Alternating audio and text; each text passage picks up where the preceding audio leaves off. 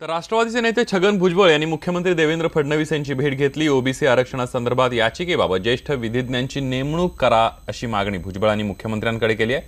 OBC आरक्षणाला स्थगिती मिळाली तर राज्यात मोठा उद्रेक होईल अशी भीतीही त्यांनी व्यक्त केली आहे। तर केंद्र सरकारने राम जन्मभूमी बाबरी मस्जिद वादाप्रकरणी सुप्रीम कोर्टात अर्ज दाखल केलाय। 2.77 एकरची वादग्रस्त जागा वगळता 67 एकर जागा राम जन्मभूमी न्यासला द्यावी असं केंद्राने सुप्रीम कोर्टात सांगितलंय।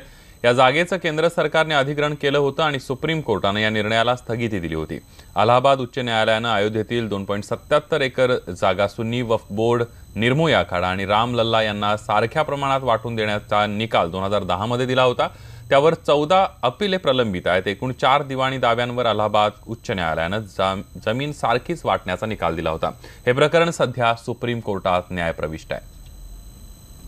जो 67 एकर्स ऑफ लैंड है जिस पर किसी भी तरह का विवाद नहीं है, अगर आप इस एप्लीकेशन को उस आलोक में देखें कि सुप्रीम कोर्ट ने पहली बार इस मैटर में आ करके कहा कि हमें स्टेटस को हटा करके इस जमीन पर आगे कार्रवाई करने की इजाज़त दे, यह एक बहुत ही बड़ा मूव है और सारे राम भक्तों को, सारे राम में विश्वास करने वाले लोगों के लिए ये बड़ा ही हर्ष का दिन है आज का। इस ज़मीन, ये बाबरी मस्जिद की ज़मीन है, इसके 3 तरफ तो कब्रिस्तान की मिली हुई ज़मीन थी और एक तरफ थोड़ी दूरी पे थी, तो वो ज़मीन तो इनकी हो नहीं जाएगी। तो राम जन्मभूमि न्यास की ज़मीन कहाँ है, कितनी है, अभी ये सब चीज़ें आएंगी। अगर आती हैं तो पहले तो हम इसी पे एतराज़ करेंगे कि गवर्नमेंट कौन होती है इसको कहने वाली। हाँ, अगर गवर्नमेंट ये साबित कर लेती कोर्ट में कि नहीं उसका कोई रीजनेबल जेन्युइन कोई उसका कंसर्न है, तो फिर कोर्ट उनको परमिट कर सकता है कि आप बताइए कि सरप्लस कहाँ है।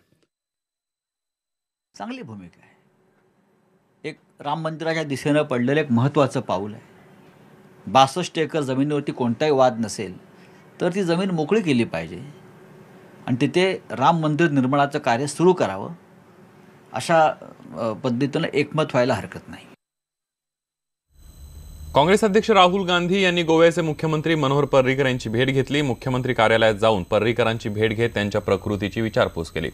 कॅन्सर सारख्या दुर्धर आजाराचा सामना करताना पर्रीकर अजूनही कार्यालयात जाऊन काम करतायत। भाजप हा लाचार पक्ष नसून युतीसाठी याचना करणार नसल्याचंही मुख्यमंत्र्यांनी स्पष्ट केले। तसंच या मुख्यमंत्र्यांनी हिंदुत्वाच्या मुद्द्याला देखील हात घातला। ही चांगली गोष्ट असल्याचं मत संजय राऊत यांनी व्यक्त केलंय। जाग आलेली आहे हिंदुत्वाची आणि ही जाग जर महाराष्ट्राच्या मंत्रालयापर्यंत गेली असेल तर नक्कीच त्याचं कौतुक केलं पाहिजे। मोठा भाऊ म्हणून युतीचे संकेत आहे मला माहित नाही।